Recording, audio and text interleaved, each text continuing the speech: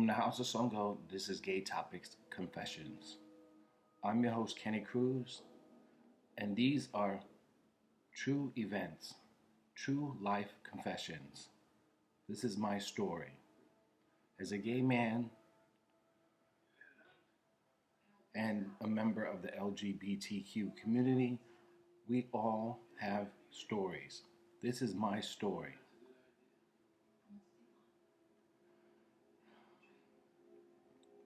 These stories are true, based off my life.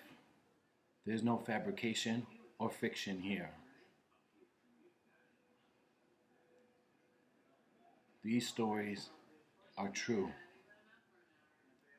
How can I tell my story without being truthful about my past?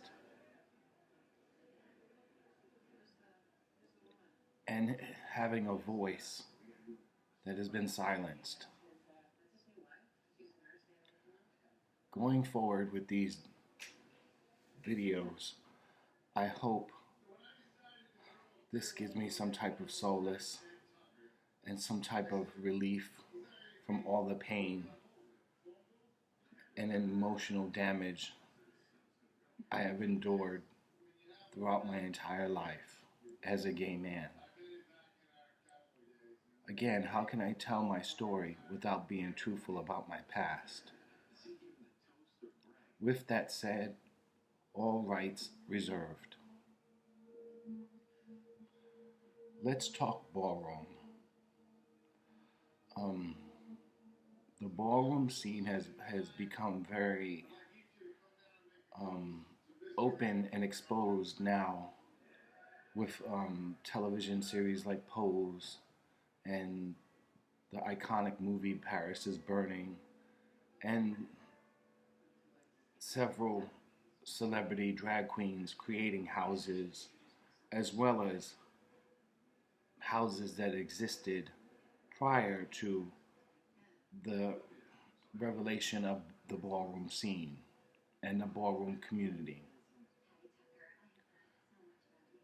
When I grew up in the 80s and 90s, being gay was never accepted or tolerated.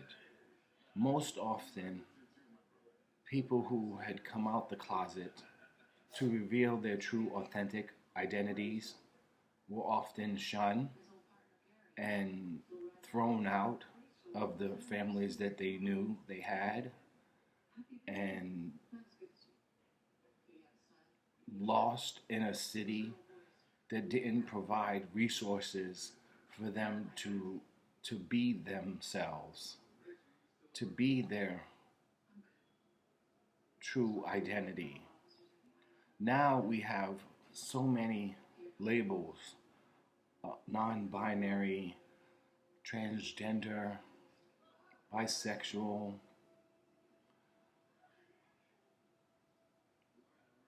There's so many of them. We all have a different perspective because we are all different people. We are all individuals. And this is what we identify with. I, as a gay man, identify with gay men because I feel it is who I am. It is what I feel most comfortable being in, and the settings, and it's a place I feel I belong. I, to this day, don't know what my identity is. I can be a pansexual, I can be non-binary, I can even be transgender. I don't know. All I know is that I'm aroused by men and having sex with men and intercourse with men, but the intercourse that I've had in my lifetime, as I've shared with you, has been forced. I was questioned on a crisis hotline saying, asking me questions about me being in the war. And I'm not allowed to specifically go into detail because that is classified information.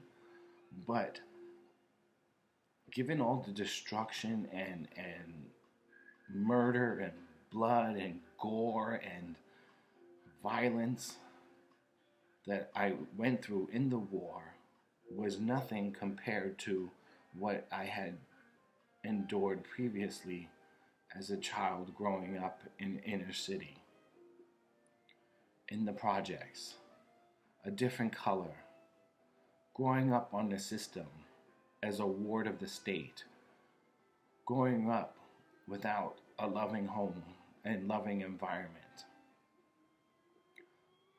That story resonates with a lot of people in the ballroom community because when people come out the closet, they are often shunned and thrown out of their homes and become homeless and forced to live and fend for themselves like they were in war. Most end up going in and out of the jail system. Most remain on the streets but become addicts to substance abuse and alcoholism and are forced into prostitution to make ends meet. And it's pretty unfortunate that someone or people who you consider family would do something so horrific to someone they love. And I've been struggling with that for years, and with the recent passing of Bill Clinton and thunder being taken away from me on the very anniversary that Bill Clinton had passed away 4 months earlier, all of these emotions and memories are starting to come back. Memories that Bill Clinton was able to keep me sane and hold inside, and it kept me living for over 2 decades, but he's gone, and so all these memories are starting to resurface, and they're clouding my judgment and my frame of mind, and it's not a mental disability. I don't think people often have told me that I need medication or that I'm crazy or I have a mental instability or a mental disability, but I don't think what I've experienced has anything to do with how my brain functions or what my experiences in my life have been. Trauma and grief are not mental illnesses. Mourning and pain and emotional distress is not a mental illness. So, with that said, let's go to the ballroom scene as I started this video.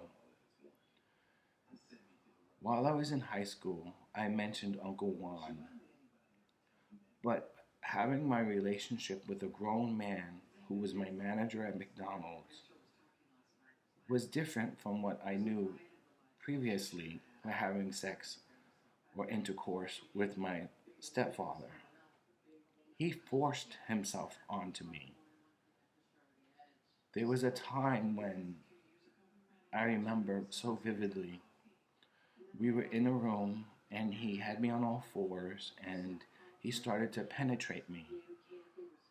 He stuck it in barely and it stung and it was very painful, and I pushed myself away from him and he grabbed my legs and pushed me back to meet his erect penis into my ass. And it hurt And I started to cry because it hurt so much. And he kept saying that I love you and, you know, it's gonna stop. Just let me do it. And I started to bleed. And he kept going, even though the blood was starting to trickle down my leg and my thighs. He just kept going and until he ejaculated inside me. And while he was doing that, and he had just finished, he told me to suck his cock with blood on it. And again, I thought this is what I was supposed to do. I didn't know any better. It's what I had been going through for so many years, and it was, if I didn't comply, I would probably be hit or beaten, sometimes with a metal spatula or extension cord or a broomstick or a belt buckle. Not the belt, the actual buckle. And I said in previous videos where there would be so many abrasions on me that I had to wear long sleeves and, you know, I couldn't wear shorts in the summertime at school because the the bruises were clearly visible. And at this particular time, when he was sexually assaulting me, I got up, still bleeding, but he told me not to get on the bed because the blood would get onto the bed. And so I got off the bed onto my knees and I started to give him oral sex while still bleeding and crying. I gave him oral sex and it tasted horrible because I was essentially drinking his own blood. And my mother walked in. She saw us. She saw us. She knew what was happening because I was naked and in front of him with his pants down. Well, it wasn't really pants because he wore a towel. That's all he ever wore around all of us, all five of us kids. A grown man, father figure, wore a towel and nothing else. So essentially, majority of the day he was naked besides that towel. And he was standing there fully naked. I was naked aside from a shirt. And I was bleeding, giving him oral sex, and my mother caught us. She put her things down and turned around to go into the kitchen. In that time, he wrapped his towel back around, and I was just stuck on the floor, you know, like, okay, now something's probably going to be done, and this is going to stop. But I was there for maybe 2 to 5 minutes, and she had not returned. He had left the room to greet her in the kitchen. I couldn't hear what they were talking about, but my mother never came to check on me, and I had to get up and go to the bathroom to clean the blood, and blood had dripped onto the floor, and my mother made me clean it up. And we never spoke about it again. And when I did bring it up, she said I was only looking for attention. I look back at it now. When she met him, she was a mother of 5 children, alone, a single mother of 5, and she met him on the bus. You know, he was a crackhead, essentially, sleeping on the bus, and the very day she met him is the day that he moved in. And I was 7 years old, and this was now, I was forced to have him or accept him as my family and my father. And the abuse didn't start until I was 8, but it went on for so many years. And I finally had the courage enough to say something.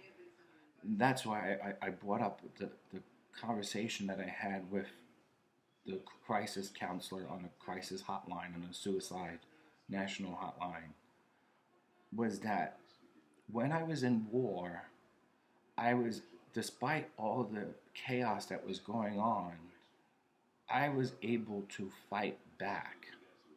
I wasn't able to fight back at home. You know, it's I was able to stand up and defend innocent people and defend people who were being murdered or slaughtered or stoned, and I was there to defend the democracy of this country and their country and the freedom and rights of those people. Yes, I was shot at. I was never shot personally, but I was shot at, and I was had bombs thrown over me, and that's actually why I left the military, because an IED bomb blew up in front of me and I flew 30 feet, and they discharged me honorably, but after my time, you know. So when it was time for me to re-enlist, which is something I wanted to do, I couldn't, and they wouldn't allow me to. So, but prior to me going into the Army and having that strength now to actually fight in the Army, I came out. I went in when I was 18, and I came out when I was 28. I came out to utter destruction, and I always tell people that I didn't get PTSD from the war, because, again, the war to me was me fighting back. I had strength and courage and defended myself and my civil liberties, you know, and, you know, I came home to utter destruction and so much pain. And again, I say to people, I didn't get PTSD from the war. I got PTSD when I came home. Because now here it is that I had all this strength and courage and determination to fight for what I truly believed in. There was no one there to fight or to speak to or have conversations with, because they had all passed away. You know, but I'll tell that in another segment. But we going to the ballroom, because this is what I want to speak about. Because when most gay youth come out the closet, because that's when you're realizing, you know, around, you know, 17, 16, you know, 18 years old, you're realizing your true identity and who you are and what you identify with and what you're sexually attracted to and what you feel is not, you know, a shame or a sin. It's who you are, you know. And most people, when I grew up in the 80s and 90s, could not understand that. And so even to this day, I can say that. To this day, when most people come out the closet, there's they're forced out of their homes and they become homeless. That's why you have so many nonprofits like the Trevor Project or GMHC or the Metropolitan Church, you know, or many others, just to name a few, you know. But what I noticed, even to this day, it's only based for youth. For youth. So when you're forced out of your home and you have no place to go, you obviously have sense enough to call help, and the police and the city will provide youth youth up until 21 housing, but only temporarily. Like there's temporary beds. The LA Fournet Center is a place like that provides homeless gay and lesbian youth with temporary housing, and then they help you set up to transition you into permanent housing now that you have no place to go. But in the 80s and 90s, there were no places like that. And in fact, being gay was you couldn't. I can remember being at Barnes and Nobles and in the gay section of gay authors, and seeing James Baldwin and Elin Harris. They became such mentors to me because their stories were something that I was relating to, and I remember standing there at the bookstore because I was too young to go into the adult bookstore. Sometimes I would get in. This is when they had the booths and on 42nd Street. They're not there anymore, but the glory holes and stuff like that. But I was too young to go into the bars. I actually had, this is another reason why I wanted to graduate and go to school, was because a bar that I frequently, to this day, I frequent the bar. Now, given my history as a porn star and everything like that, and someone of well-known status in the gay community, I asked him to go dance. This bar is on Christopher Street, and I asked him to go dance there a few times, and I was always declined.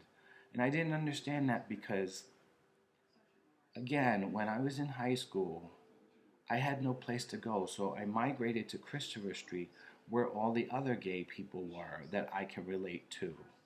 And I realized that if you were gay, you could not go into the bar, and if you did go into the bar, you couldn't have any public displays of affection or anything of that nature.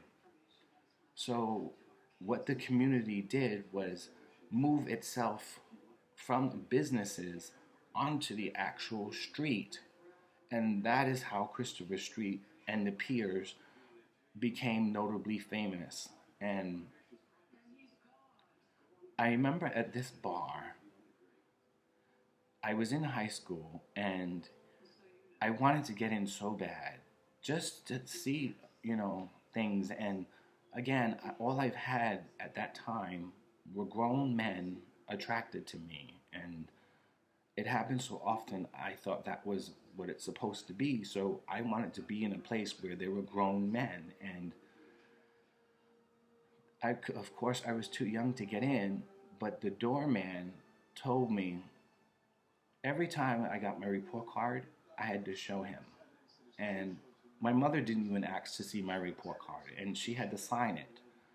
I learned to actually, because I wrote very similar to my mother, so I learned to actually write absent notes and, sign her name for trip slips and things like that. And I had to sign her name on my report cards because she never really was interested in looking at them or how I was doing. But the bouncer at the bar was. And although we didn't have a sexual relationship, he still did things to me that are not allowed or that are illegal, essentially. And every time I would show him an A, I would get a drink. And I would have the drink outside the bar, and that happened for a while. And I would go up and down the street, after I had my drink, and, just literally back and forth, up and down with all the other gay men and lesbians and transgenders and everyone who identified as queer, and most people, like mothers and fathers in houses, the reason why they're named mothers and fathers is because, as I said, when someone comes out the closet as a youth, they really have no place to go. So these houses are their given family and their chosen family, people who accept them. So there's mothers and there's fathers and there's sisters and there's brothers, all within the house under the same name. So you have the house of Revlon, the house of Latex, um, the house of O'Hara. I was in the house of Bazaar. The house of Extravaganza was another one.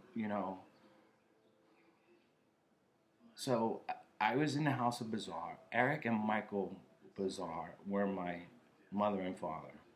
And they were grown men, but not, they were in their 20s.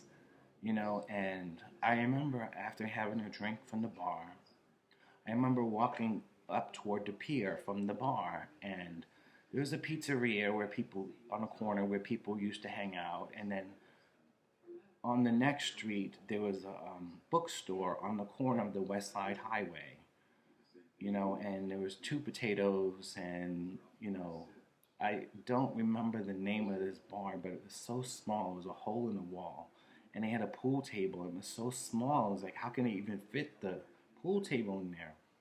And it was along the West Side Highway, and across the West Side Highway to the piers, and that's when people would have, like, you know, random sex, or Vogue, and play music and hang out and stuff. And that's what I did. And I remember being stopped by Michael, and Michael Bazaar stopped me and said, "Are you in a house?" And I thought that was strange because I actually did have a house. I lived at home, so I didn't know what that actually meant. So he tells me that I'm really beautiful, and I look like I belong in school. And essentially I did, because whenever I left school, I would get on the train and ride 2 hours to West 4th Street and sit in this cafe to do my homework. So essentially, I was a schoolboy, and he introduced me to Eric, and next thing I know, I'm KC Bazaar. And people always ask me, where did I come up with that name? I've had that nickname since I was in high school, because when I worked at McDonald's, there was a manager named Kenny, and there was also an employee named Kenny. So one had to be named Kenneth, one had to be named Kenny, and then me, because my name is Kenny Cruz, my name became KC.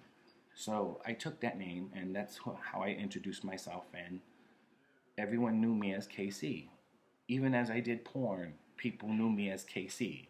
And I still use that nickname today because it is my initials, and I identified with him for so long as KC, so KC is who I am. And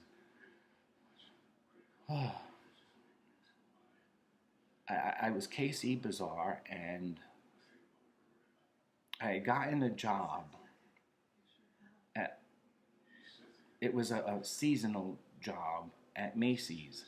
And I remember I was so happy to get the job at Macy's because the minimum wage was now $4.75 an hour, and Macy's was paying me $6.75 an hour. So I was really excited to actually get that job, and I got the job. And part of being in the ballroom is that you got to get up and do runway. I couldn't walk like Naomi. I still can't walk like Naomi. But what I did bring to my house was face and several categories, which I won trophies for. And when you won a trophy, you felt like you have accomplished something. And you have to understand, these are just plastic trophies, but having the acknowledgement and the recognition of who you are and what you identify with when no one else accepted you was all you really essentially needed to survive. And I was never, they never placed me in an actual house where we all lived together. I was just in the house, but not literally in the house. It was part of Eric and Michael because they ended up breaking up and having this huge like divorce, and the house eventually broke up as well. But I never actually was in the house, but I did perform for the house. And prior to every performance or ballroom or ball, um, we would do this thing called crafting. I'm not sure if the terminology sticks today, but what crafting essentially was you would steal credit cards to eat and to buy clothes, and then moreover to buy the category that you were walking in. And I was schoolboy realness, face, and butch queen realness, and I have no idea what those terms are. To this day, I don't know what they are. I know face is my face, and schoolboy is because I look like a schoolboy, like I was in college, and butch queen, I'm assuming because I had to act straight, so I had some type of masculinity toward me than everyone else. So I'm assuming that that's what that means, but I could be wrong. I don't know because I'm not in the house scene anymore. I'm way too old. I should be a grandmother. No, that's funny. The grandmother of the house.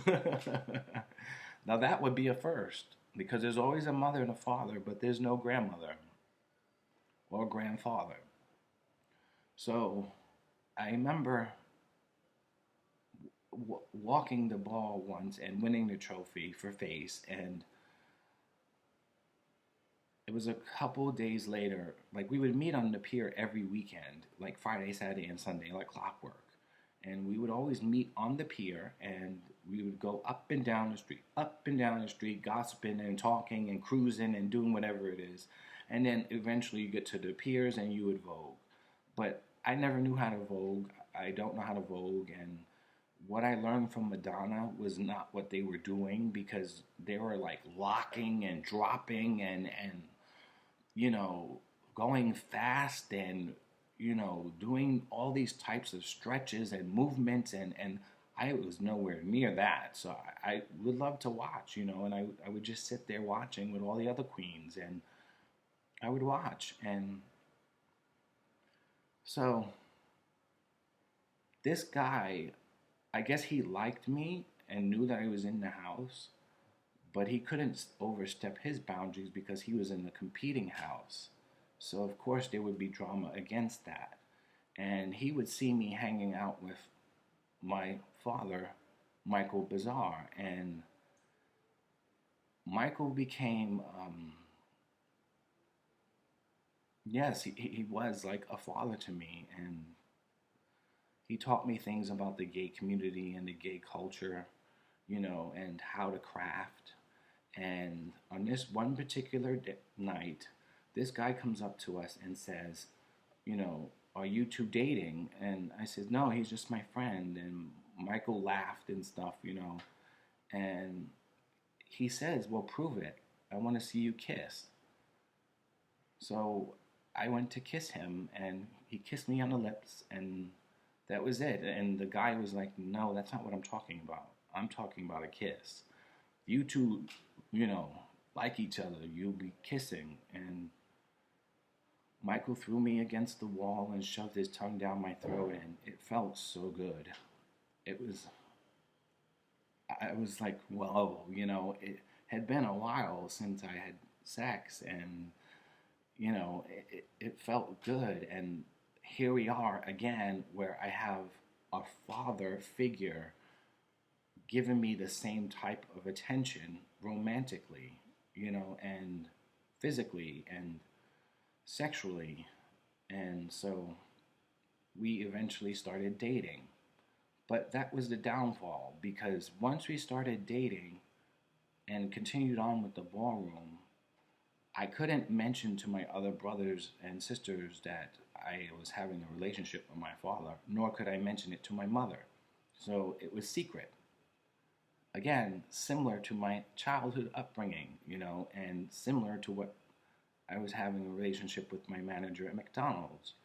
So it was nothing new to me. It was happened before, and I can get through it, and that's what we did.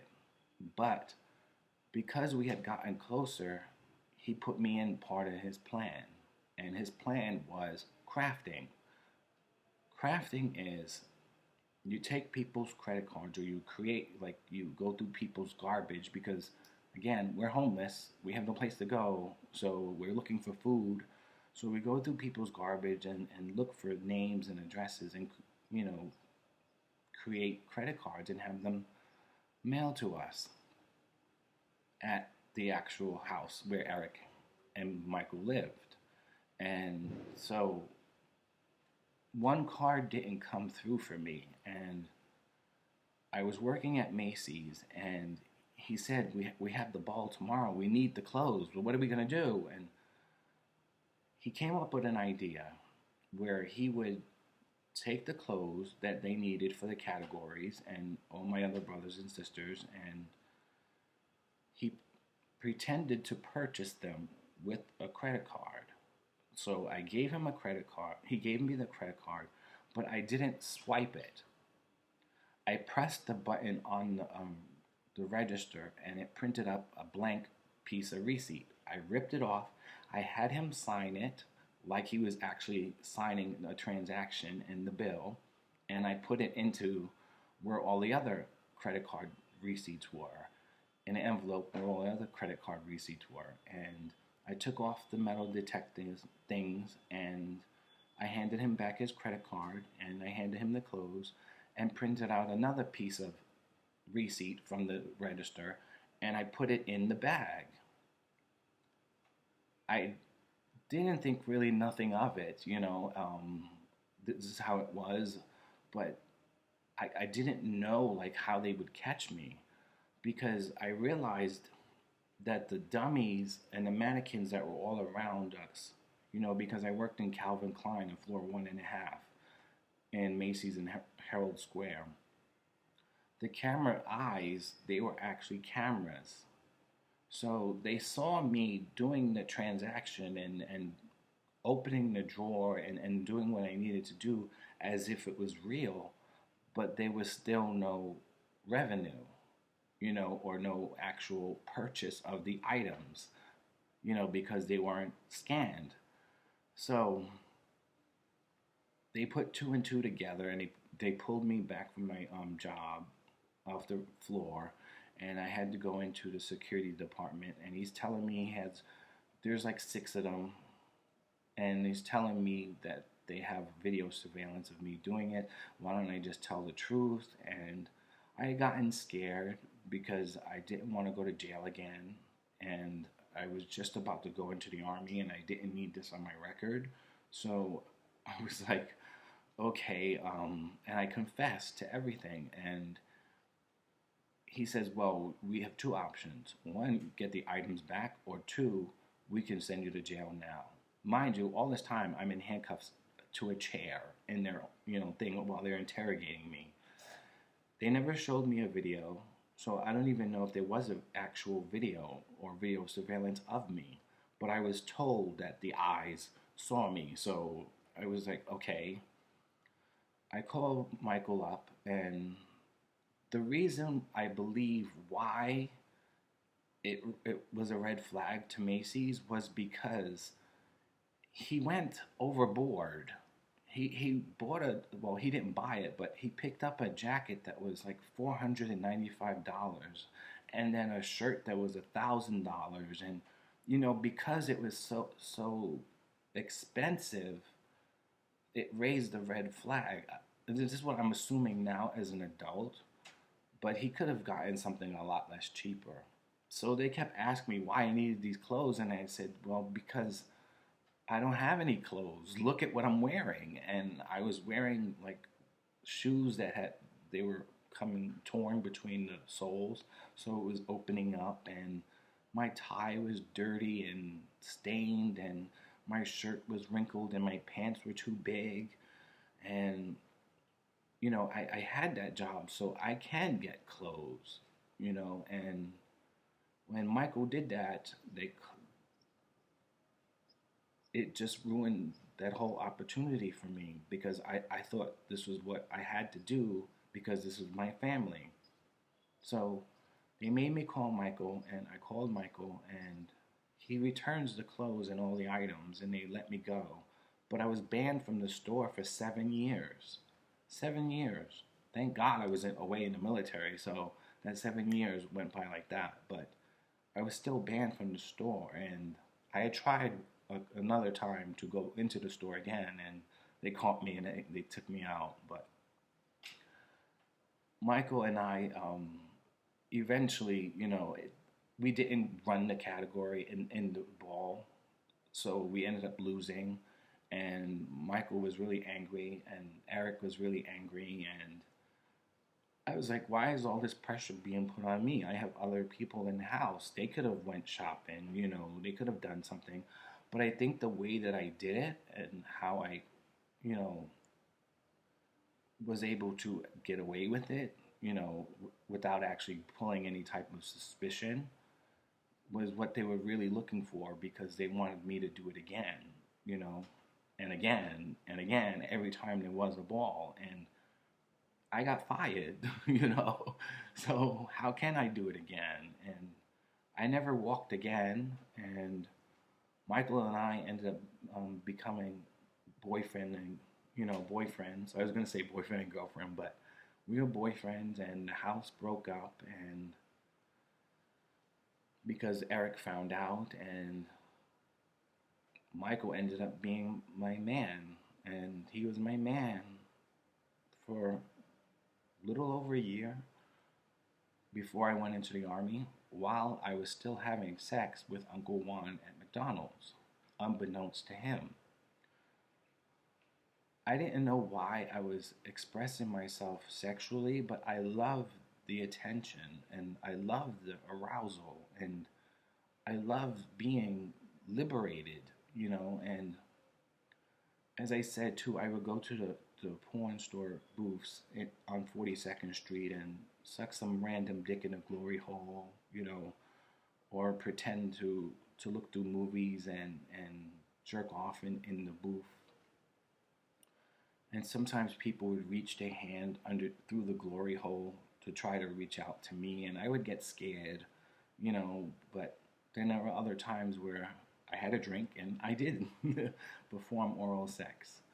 And I did this for a long time until I went into the military. And what happened with Michael, though, was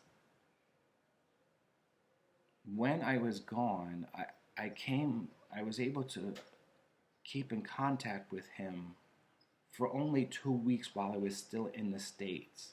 And in that time that I was able to communicate with him, he eventually just was like, "This, how can I be with you if you're going to be gone?" And he was right. So I was never able to physically say goodbye to him, but I would later meet him later on in life again, but I was never able to physically say goodbye to him.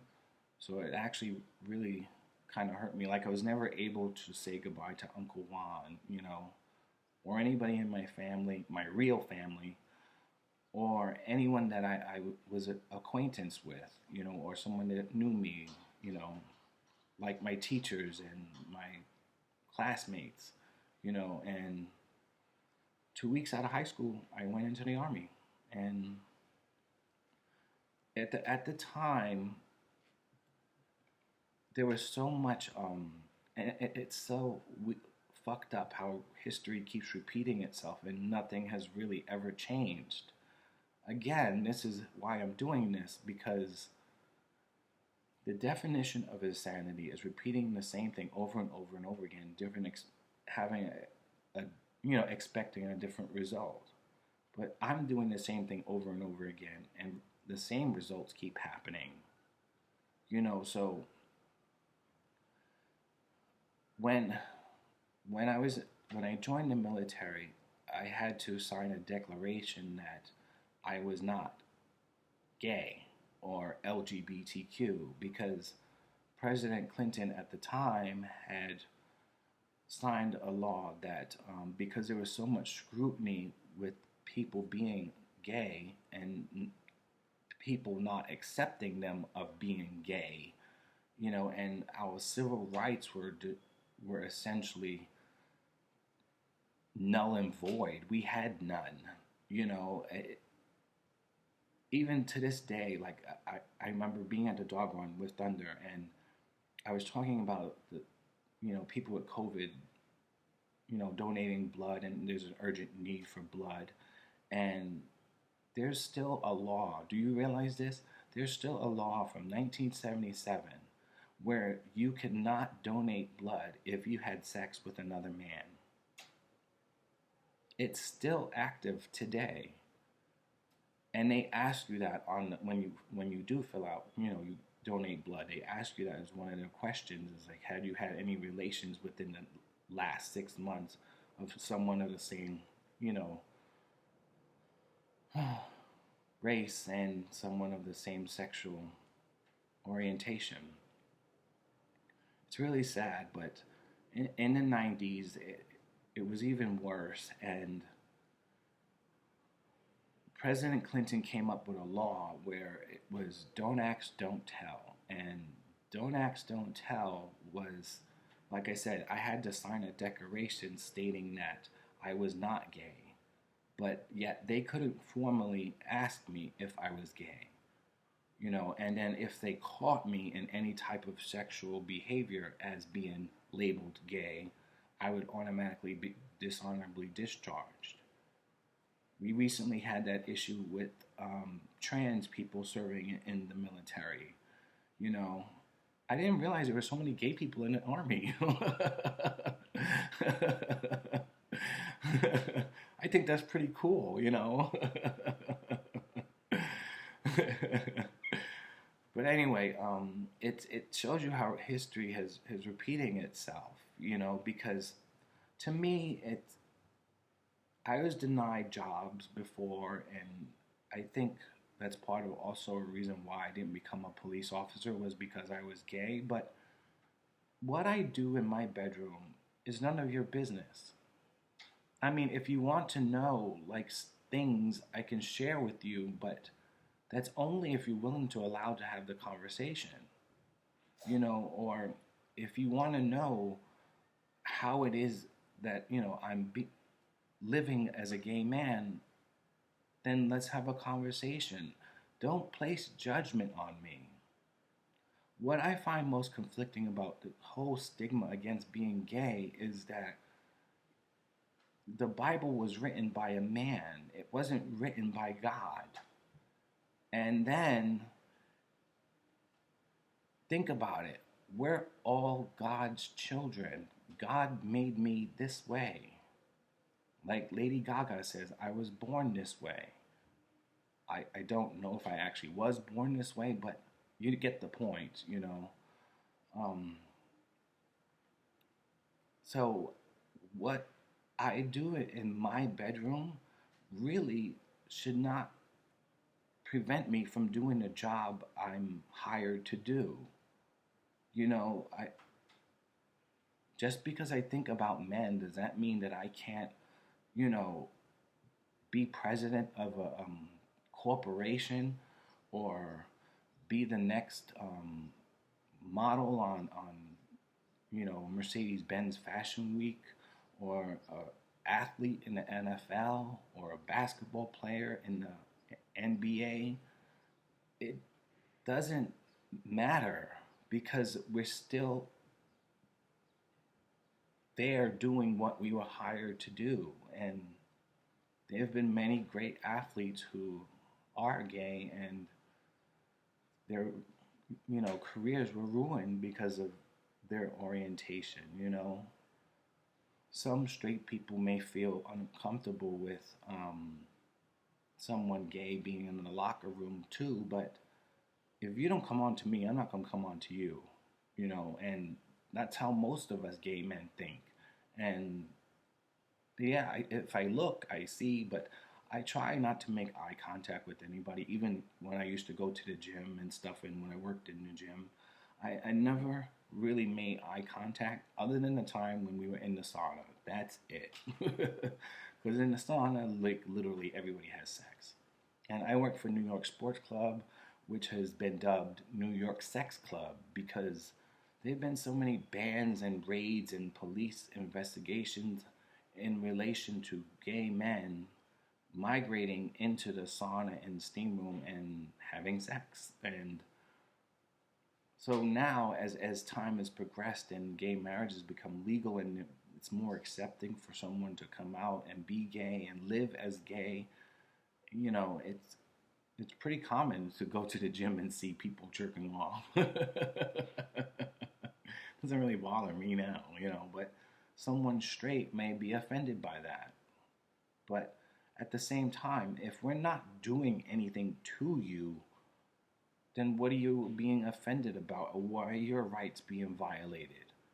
I think by you even questioning and judging what you think is going to happen is violating our rights, and my civil rights.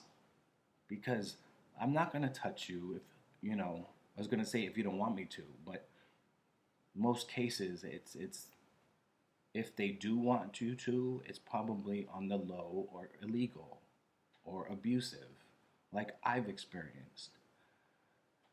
And that's my life. Well, that's part of it right now. Again, I'm Kenny Cruz, and these stories are actual true events that have happened in my life. They are not fabricated, they are not fake, and they are not false. These are actual true events that happened in my life, living my life as a gay man. So through all these episodes that I've passed through, we're up to the point now where I'm in basic training. So I hope going forward, you're going to continue to see where I had been violated repeatedly over and over and over again, where my voice was silenced.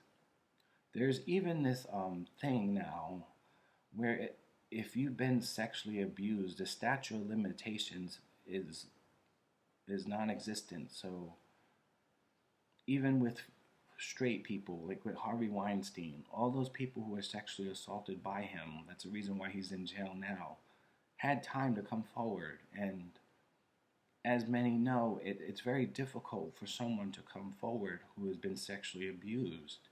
And no, it's not a mental illness. No, it's not a mental disability. It's the actions of someone else that made me this way. Again, this is all I know. This is all I experienced. So people always kind of tell me, like, well, why don't you think happy? Why don't you think positive? I don't know anything positive. The only positive things that I know are now gone, or have turned into something negative. And all of my, if not majority of them, experiences have been negative. You cannot discredit me as a person or undermine me or belittle me because I think negative. Oh, you're a negative Nancy and you're a Debbie Downer and you're always doing this and this is why I can't be friends with you or have a relationship with you or get to know you. But you have to understand, at least comprehend, that all I know is negativity. That's not my fault. That's not my fault. So as a grown man or someone of some type of intellect, you would understand that and show me something different. Because it's not always like that. At least that's what I'm told. Somebody on a crisis hotline I was telling to as well. I got them on speed dial because I talk to them all the time. Anyway, someone told me once, and I was telling this to the crisis operator. Someone told me once that I have abandonment issues, and they left. Now, that strikes me as ironic because, and kind of disheartening, was that if you feel that I have abandonment issues, which I'm not going to argue with you because that's how you feel, those are your feelings, even though I don't think they're accurate, you know, because you're only basing your assumption on what I'm telling you because you don't actually know what I lived through. Again, that is the point of these videos, is to tell you what I've lived through and my story and my confessions. But if I have these abandonment issues and you decide to leave, then what are you fixing? What you're actually adding fuel to the fire, by abandoning me and leaving me alone and never speaking to me again. So all you're doing is you're not helping. So that's another reason why I don't I try not to listen to people's opinions about me because most of the time it really makes no sense, and most of the time it is not who I am. They don't walk in my shoes to know what I've been through, and here it is. Like when I was in porn, and I don't know to this day, I don't know what happened. I don't know what happened. I did my movie with Antonio Biaggi. It is the most viewed porn movie in history. I won a Gavin for it, and I worked for Tim Tales, and then I never worked again.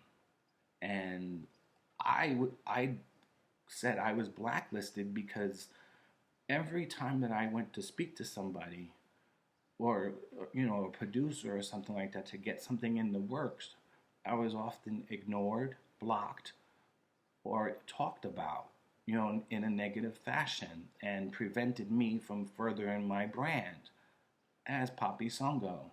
And again, if you feel a certain way, that this is how I am, or I have abandonment issues, or that I'm actually blacklisted and people don't like me, or that I'm ugly, you know what I mean, then why are you doing all of these things to favor those opinions? Now, I used to say that too because I thought I was ugly, and I still think I'm ugly, but because when you reach out to so many people and they reach out to you back, but it's always baseless, frivolous, stupid conversations, or most of it, in my experience, has been hate. And how can you hate somebody who's beautiful? Or how can you hate beauty? So if I'm actually beauty and sexy and attractive, you wouldn't hate me. Moreover, I as an adult man, I began to think too, like, because it had been so many years, in 2012, I did my last movie, which was also the last time I had sex, was in that movie with Antonio Biaggi. He knows it, ask him. But it's been that long, and the community, like regular folks, it was hard for me to determine who was a fan or who actually really liked me. And then when they did like me, it was always one time, and I would never see them again. Same thing in the porn industry. Like, as I said, from 2012, and then when I committed suicide in 2018, I tried and I tried and I tried and I tried to get people to work with me, but no one did. And the longer the hiatus went, and the more the fans were asking for me to do another movie, it just felt me compelled to keep trying and keep wanting to present new material for my fans, and be a part of the community that I thought I was accepted by. At least when they gave me my fucking trophy for Entertainer of the Year, I thought they accepted me. That's an Oscar. When you win an Oscar, there's everything, all the doors and everything should be easy for you to fly right through, and it wasn't. And people started hating me, and I had no reason to this day why they hate Poppy Songo.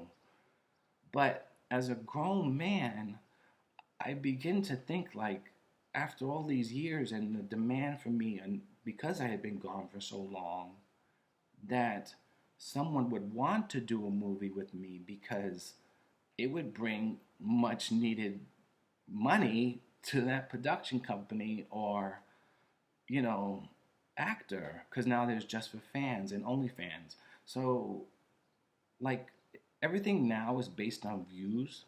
The more views you have, the more money you're going to make. So, and then it gets even more, like when it's shared or downloaded, there's so much money to be made in someone like me, and yet people still don't want to work with me. I mean, people ask me like, why have you not done your OnlyFans and Just for Fans? I do have an account, but when I try to reach other actors, because what actors are doing now, and I'm really grateful that they're doing that because they get their portion of the movie and what their entitled payment is. Because when you went to a production company, they deducted their fee and then gave you a set amount of money, and sometimes often it was very low. Whereas now the actor gets full compensation with the OnlyFans and Just for Fans. So what they're doing now is the production company is buying the content from the actor. So the actor now is in control of everything, and I really praise that. But what the actors are doing is they're filming OnlyFans and Just for Fans with each other. So let's say me and Antonio Biaggi, I would do a Just for Fan. We would do a movie. He would promote it on his Just for Fans, and I would promote it on my Just for Fans. You know what I mean? And because it's for his production company, he can also promote it on his website. So there's so much money to be made there, but he doesn't want to work with me, and nobody else wants to work with me. And every time I reached out to people, I was realizing I was being blocked. Some people I never even heard of, or just was reaching out to them for the first time, and that I never spoke to them before, and they had me on block, and I couldn't find an actor. So it made me go to the community here. So every time I remember, it was my birthday, and the movie was Poppy Songo Gets Piped. And it was supposed to be like a gangbang because everybody in porn does a gangbang. And I never did, so I was like, okay, fine. And I had my own cameraman who filmed my very first movie. So I called him, and he was able to come down, and I had enough time to find actors because I put ads up on social media and things like that and various sites, and yet there was a window from 10 to 2. That's when you had to show up because that was the time of production. Normally when I did a movie, it was like 45 minutes, an hour. I'm doing now 10 to 2, 10 p.m. to 2 a.m. And not one person showed up. And the cameraman got really upset because he's like, what's going on here? And I was just as profoundly upset because here I am in someone else's apartment in space, which I'm telling them that I would pay them a portion to, once the proceeds come in from the movie, I would pay them a portion for me allowing to use their space, and yet no one's here. and the only one that did show up didn't have the $15 to pay. Again, which was very disappointing to me because I'm an escort. My hourly rate was 200, which was fairly cheap compared to other porn stars who hourly rate is 500, 600. You know, mine was just 200, and yet no one still liked me or wanted me around or anything like that. And I would beg that, at times where I would hope that a lonely old man would want to hire me and take me to a play, or out to dinner or to a fancy, event gala, and I would be their arm candy, and someone young would invite me to their party and want me to dance for them. It just, nobody liked me and I didn't understand. So now, not only was the actual porn industry and the porn community, you know, hating me, but the actual community, I've never been in a relationship. I'm almost 50 years old. I've never been in a relationship. Now the actual community is not liking me. And so the two worlds collided, and I kept trying and trying and trying and trying, and it was just pointless. And the last time I had sex was in 2012 on Christmas Day. And my cameraman, I don't want to say his name, no, I might as well. Eric, the cameraman, was upset that, because he was in school at NYU and he was in, cinematography, and he liked our movie so much because it did so well. I was the first porn star in history to get 1 million views on XTube. So that movie was Casey at Bat. So now it's Poppy Sungo gets piped, but there was really nothing to pipe me with. So there was nothing to be filmed and nothing was produced, and that was my last attempt at trying to, get myself out there. And then a couple years passed by, and in 2018, men.com, I put this on my YouTube. It's there. Men.com posted an ad that they were looking for someone, a model, and who would they like? So I was like, oh, I'm a model. Everybody knows me, So let me see. I never applied for men.com. And I never applied because I felt that I was not sexy or to what their models look like. So I never felt that I was part of that. It was the same with Rage and Stallion. Like, I didn't feel like that was what they were looking for, but as time progressed, and, I realized that I am exactly what they're looking for. I'm muscular and I'm in shape and I have a fat cock and I've done movies. I'm a veteran in the porn industry and I'm famous. So sorry, this is very hard because this is essentially the day that I gave up. December 18th, 2018. Men.com posts a picture or an audition type thing and wants people to send pictures. So I sent the picture, and in one day, no one liked it, but there were so many interactions with it. So people saw it, but never said anything or liked it. And Amon Rizzo, who was another porn star, as I said, people know me. So he replied, when I said that I was ugly and I should take it down, and I was really upset about that. I was like, there's all these interactions, but nobody's actually liking my picture. Am I that ugly? I'm going to take this down. And he replied, and when he replied, he said, this is why nobody wants to hire you. So again, there's proof right there that people don't want to hire me. You know, he states that, because I said I was ugly, who wants to hire someone like me? Number one, I I was doing porn before you.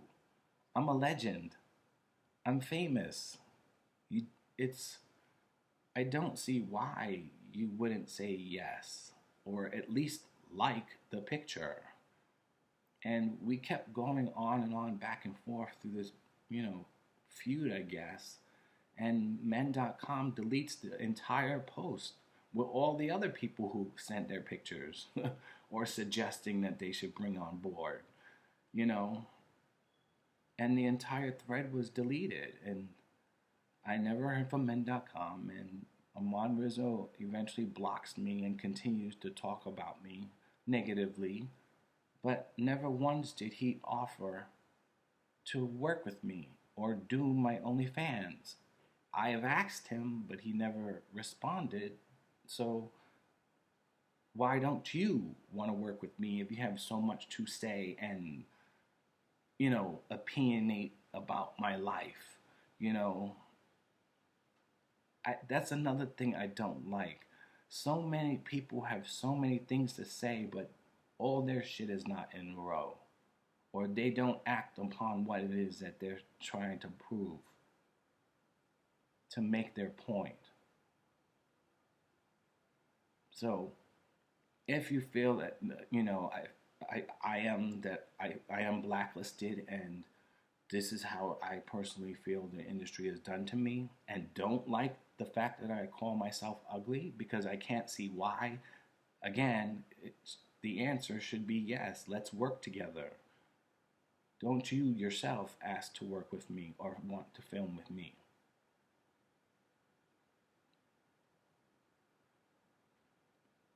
I don't know what to say. People keep telling me, oh, stop focusing on porn. It's porn, it's porn, it's porn, it's porn. But you don't realize in the gay community, it's way beyond porn. It's really something very vital. And, you know, we're the pit crew, trophy boy, Abercrombie Finch model, runway models, you know, it, boy toys. We're models. This is what we do, and no one wanted to work with me. What do I do? Where do I go? Where do I stay? And people like, why? It's porn. But again, we're models. This is what we do. And in the gay community, it's more than that because we are, identifiable to the normal or average gay queer person, and the average porn star, honestly, can make up to $100,000 a week. So, in a pandemic, we're going through all this stuff right now, I really could use that money. I really could use my assistant again. And my bodyguard. I miss Trey. Trey is my bodyguard. I really miss him. There was a time when we were in San Francisco and it was like I was Moses. Like I walked in the club and the people automatically parted their ways. And me and Trey just walked to the velvet rope. Pete undid it and I went in and sat down and was immediately served. I that's what Papi Songo was. Papi Songo was what I wanted to be and who I wanted to be. That's how I wanted to live my life. Oh, you're having sex on camera and you're doing this in front of the whole world. Duh, it's a movie. But then that kind of, that's another thing people find wrong with doing porn. They feel that because I have sex for a living, that I actually have sex for a living. or that I'm out there having sex with everyone. No, I'm not. I'm only having sex with who I'm being paid to have sex with. It's a job. And most of my movies, I was always put with someone that I really didn't like. So I was pretending and acting, and doing my job as an actor, and people, I guess, noticed. So they dubbed me the Joan Crawford of porn because I was so dramatic. Was that another reason why you didn't want to hire me? Was because I was too dramatic? But I think that's what you want.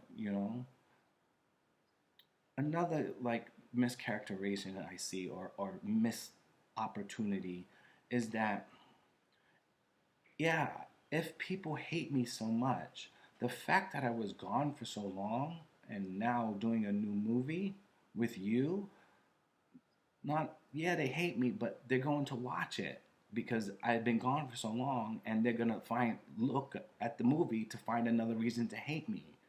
But even that is a positive thing, because the fact that they're gonna say, watch the movie and have an opinion about me and hate on me some more, they're gonna talk about it, and i.e., give publicity to the movie to make more people want to watch the movie. So again, I don't understand why the answer would not be yes.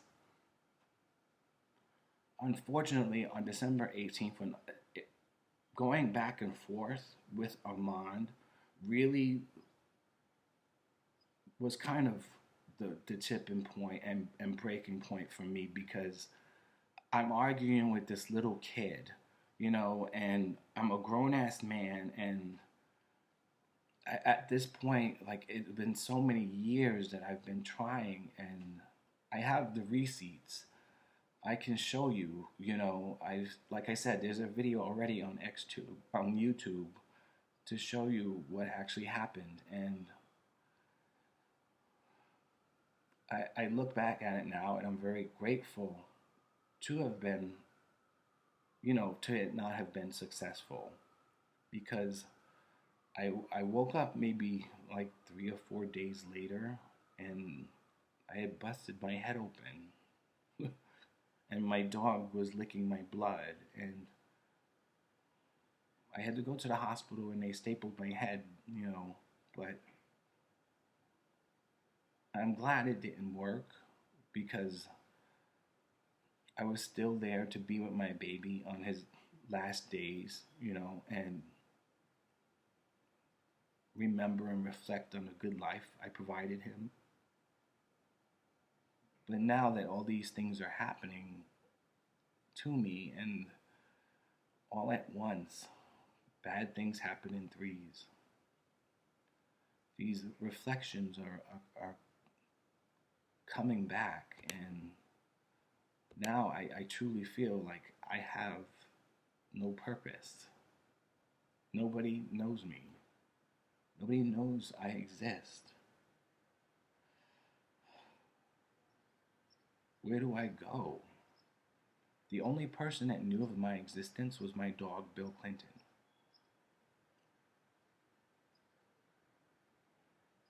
And as I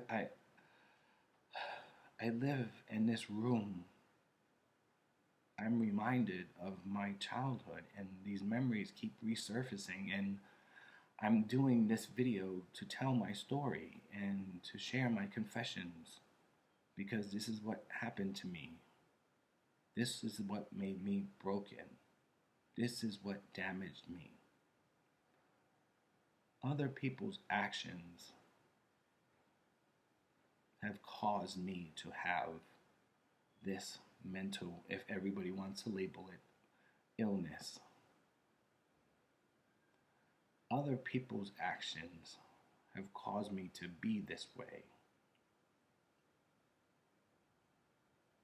People say don't blame other people. But again, this is how I've been treated. This is all I know. Everything is negative. Negative. And it hurts. I try to think that I'm strong because I've gone through so much pain, but and without medication, but there's only but so much a person can take. People like, you need Jesus. I don't need Jesus. Jesus was never there for me. How many times must I prove to Christ that I'm loyal, I'm committed? I've been asking for the same prayer since I was a child, and it still has not been answered. The same prayer, and I'm going to be 50. You know, Jesus is busy all the time and may not hear you, so you have to keep praying. But every time I keep praying, as I said in a previous episode, it reminds me of when I talk to people. I have to tell my story over and over and over and over again. I'm reliving the pain by praying more and more. That's not Christ-like. That's not appropriate.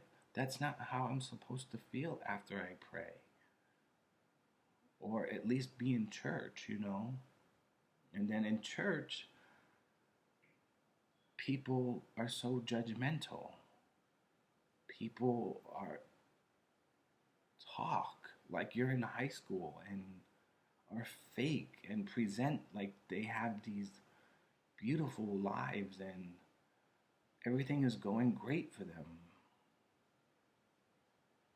But they talk about you and it's so secretive.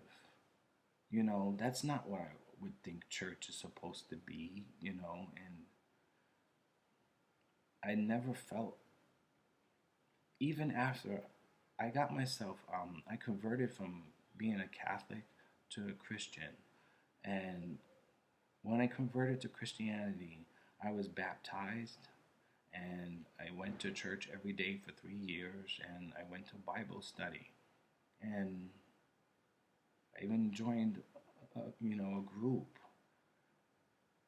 And yet he still hasn't answered my prayer. He doesn't exist. Like me, I don't exist. No matter how much I repeat my story, I still don't have a voice. I don't exist. What is the purpose of it? Why should I do this?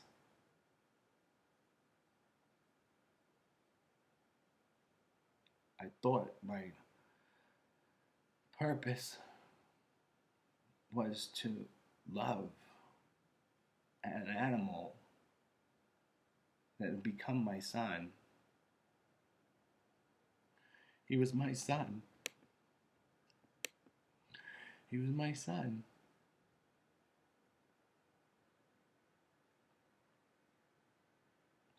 Think about that. Jennifer Lopez had been in her career started 25 years ago. Look at her now. So we watched Jennifer Lopez's career like literally develop to where it is right now. Imagine that with a dog. People don't understand 2 decades. 2 decades is a long time. And I really didn't need anybody. It was okay for all that negative energy and things that were happening to me and being isolated and stuck inside my room. I didn't really pay attention to it because my number one priority was my dog, and my dog was always there. Always. And now that he's not here, all of these memories and things like that are starting to resurface, and I don't know what to do. It's so confusing and so conflicting because what is my purpose? You know, I don't even think people would find these videos. I I I need my shit on record. So I need my story and my life on record because they're going to bury me in one of those um, what do you call it, Potter's Field, you know, on Hart Island, where everyone in the 90s who died of HIV put into wooden coffins and put all in, like, you know, it happened with COVID. They were literally digging massive holes and then putting like thousands of bodies in, you know, coffins inside them. You know, I no one's gonna know me. I'm gonna have an unmarked grave. The worst thing I've ever feared in my life was being in a nursing home, looking out the window at the trees or maybe the traffic going by, and it's becoming a reality because I've been in a room all alone. I've never looked out my window because there's really nothing to look at, but I did look out my window in the Bronx though, because I lived on a very, really, really horrible block on 138th Street and Brook Avenue, and I was scared like every day. It was worse than Edgemere, and Edgemere is the projects in Far Rockaway where I grew up. It, it was really hard in the Bronx. It was really hard. I recently visited over there. It's still pretty bad, but it's gotten a lot better, and it's gonna get better, I believe. But I guess that's it for now. I hope to see. I mean, I'm talking to a camera, so I can't say I hope to see you again, but I hope you see me again. Um, these are real life events. Nothing has been fabricated. These are actual, true life experiences that I have had. How can I tell my story without being truthful about my past? I'm your host, Kenny Cruz. This is GayTopix Confessions.